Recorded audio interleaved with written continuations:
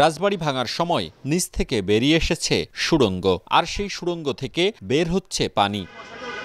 রাজবাড়িটি বানিয়েছিলেন দীঘাপতিয়ার রাজা হেমেন্দ্র কুমার রায়ের ছেলে সন্দীপ কুমার রায়। ঐতিহাসিক এই বাড়িটি রাজশাহী নগরীর দরগাপাড়ায় অবস্থিত।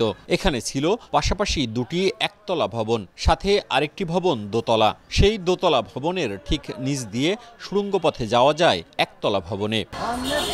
জনশ্রুতি রয়েছে 1869 থেকে 1942 এই সময়কালে মহারানী হেমন্ত কুমারী পুঠিয়া থেকে রাজশাহী শহরে এলে এই বাড়িতে থাকতেন। রাজপরিবার চলে যাওয়ার পর বাড়িটি ফাঁকাই পড়েছিল। বোয়ালিয়া ভূমি কার্যালয়ের তথ্য মতে জমির আদিমালিক দীঘাপতিয়া এস্টেট। 1981 সালে বাড়িটি অর্পিত সম্পত্তি ঘোষণা করা হয়। পরে ভাষাসৈনিক মনোয়ারা রহমানকে বাড়িটি ইজারা দেয় সরকার। 2009 সালে মনোয়ারা রহমান মারা যাওয়ার পর বাড়িটি পরিত্যক্ত হয়ে যায়। মাসখানেক আগে স্থাপনাটি নিলামে বিক্রি করে দেয় জেলা প্রশাসন।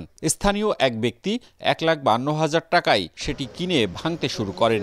একতলা ভবন ভাঙতে গিয়ে সুড়ঙ্গটা উন্মুক্ত হয়। এখানে রাজার বাসা, এখানে আমরা কিছুদিন আগেও দেখছি যে এখানে ইন্ডিয়া থেকে অনেক জায়গা থেকে ফরেনার আসছে রাজার বাসাটা দেখার জন্য, এবং এটা সবাই জানে যে এটা একটা রাজার বাসা। কিন্তু হঠাৎ করে আজকে দেখছি যে রাজার বাসাটা সম্পূর্ণ ভেঙে ফেলেছে। এমন একটি পর্যায় হয়েছে, ফলে এটা সকলের কাছে প্রকাশিত হয়ে গেছে যে এটা একটা ঐতিহাসিক বাড়ি ছিল। কিন্তু যারা এটা ভাঙার অনুমতি দিয়েছেন তাদের এটা আগেই জানা উচিত ছিল যে এটা না ভেঙে এটাকে সংরক্ষণ করা উচিত।